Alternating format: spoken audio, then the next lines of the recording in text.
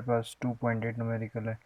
इसमें क्या बताया गया है, cricket ball is hit vertically upward and returns to ground 6 second later. 6 second में वो ज़मीन पर आ जाती है, यानी उसे हिट किया, वो मैक्सिमम हाइट पे जाती है और 6 सेकेंड के अंदर ज़मीन पे आ जाती है। हमने फाइंड क्या करना है कि maximum height reach by ball and initial velocity of the ball, ये हमने फाइंड करना है। तो सबसे पहले हम इसका डाटा लिख लेते हैं। हमें क्या बताया गया, पहले टाइम बताया गया, total time equals to T equals to 6 seconds. अब ये क्या है, अपवर्ड जाने का, ऊपर जाने का एंड रिटर्न्स और वापस आने का कंप्लीट, यानी कि टोटल टाइम है 6 सेकेंड्स। तो टोटल टाइम है, हम इससे टी नॉट कह देते हैं। अब हम टाइम फाइंड करते हैं कि वो एक तरफ यानी कि अपवर्ड जाने के लिए कितना वक्त लेती है। तो टाइम टू मैक्सिमम हाइट पे गई है ना, time to reach maximum height या height is equals to t is equals to 1 by t not by 2, यानी कि उसका हाफ हो जाएगा। T not 6 seconds divided by 2, result will be 3 seconds. इतना हमारे पास टाइम ले रही है वो। अब हमने ये बतानी है कि उसकी हाइट क्या है और उसकी इनिशियल वेलोसिटी क्या है। सबसे पहले ए पार्ट में हमने उसकी हाइट बतानी है कि वो मैक्सिमम हाइट पे कब तक पहुंचती है। तो ए पार्ट हम लिख लेते हैं कि हमने इसमें क्या बताना है, हाइट एच, वो हमने इसकी बता देनी है। तो हमें पता है, हमारे पास एक इक्वेशन होती है H equals to we I T plus half G T का स्क्वायर। अब हमारे पास डाटा दिया हुआ है, इसके मुताबिक वैल्यूज़ पुट कर देंगे। वी आई हमें नहीं मालूम, तो वी आई हमारे पास ज़ीरो हो जाएगी, यानी we I 0 metre per second हो जाएगी।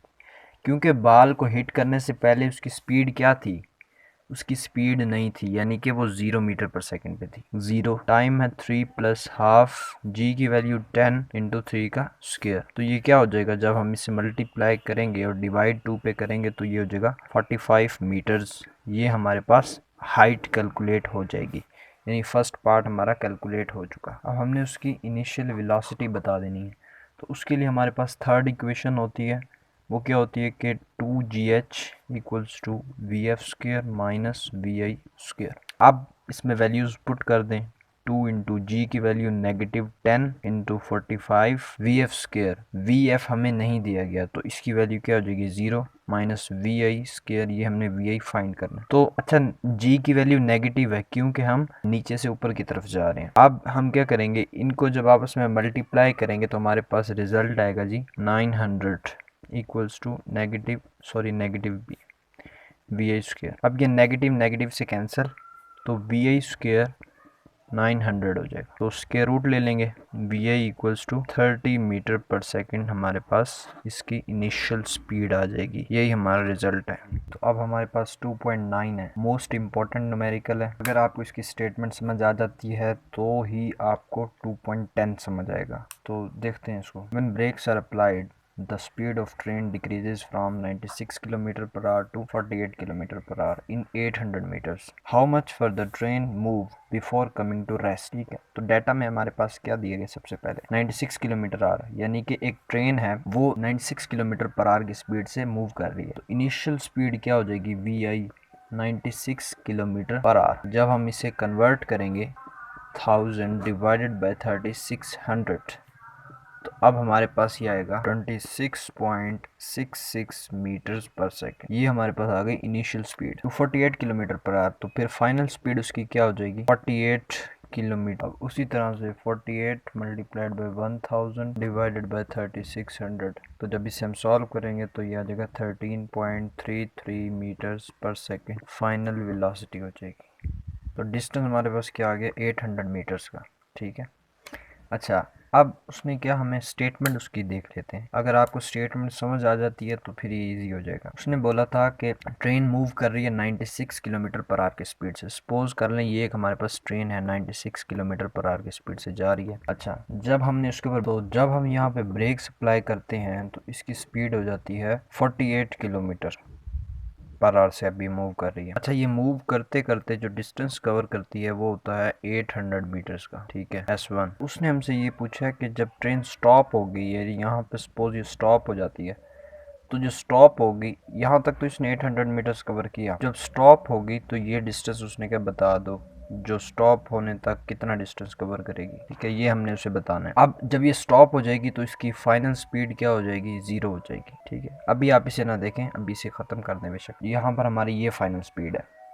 तो सबसे पहले इसे फाइंड करने के लिए हम सबसे पहले क्या करेंगे, हम सेकंड इक्वेशन ऑफ मोशन का यूज़ करेंगे, 2as equals to V F square minus we I square. अब 2a की वैल्यू नहीं दी हुई तो s हमारे पास क्या है 800, वी एफ स्क्र कितना दिया गया 13.33 का स्क्र माइनस वी आई ये हमारे पास दिया गया 26.66 का स्क्र।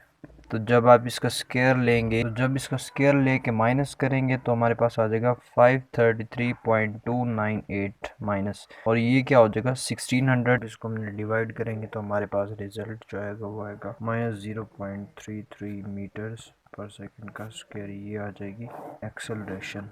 ठीक है, तो अब हमने क्या फाइंड करना था, हमने ये वाला डिस्टेंस s फाइंड करना था। तो यहाँ पर देखिए जब हमने ब्रेक अप्लाई की तो बॉडी क्या आ जाएगी, रेस्ट पे, तो उसकी फाइनल वेलोसिटी जो हम कह रहे थे यहाँ पर कि वो 0 हो जाएगी। तो हम यहाँ फाइनल वेलोसिटी क्या हो जाएगी उसकी 0। इसका हम अब सेकंड पार्ट कर रहे हैं।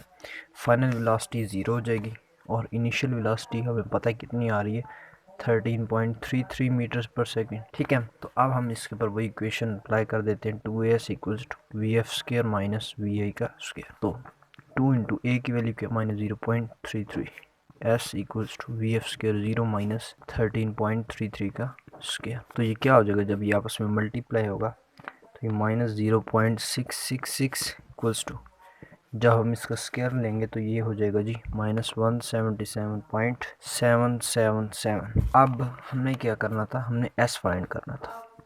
तो ये s वहाँ जाकर ये जो इसकी वैल्यू ये वहाँ जाकर डिवाइड हो जाएगी, तो -177.777 डिवाइडेड बाय -0.666। जब इसे सॉल्व करेंगे तो हमारे पास आ जाएगा जी 266.93 मीटर्स।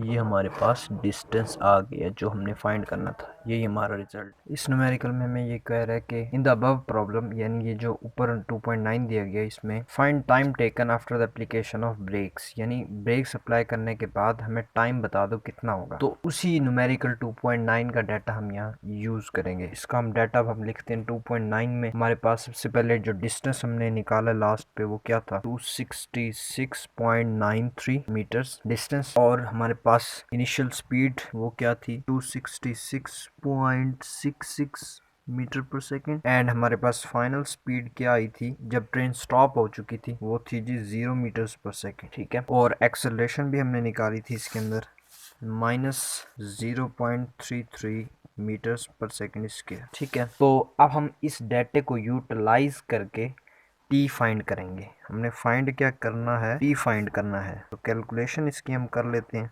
हमें पता है v f equals to we i plus a T.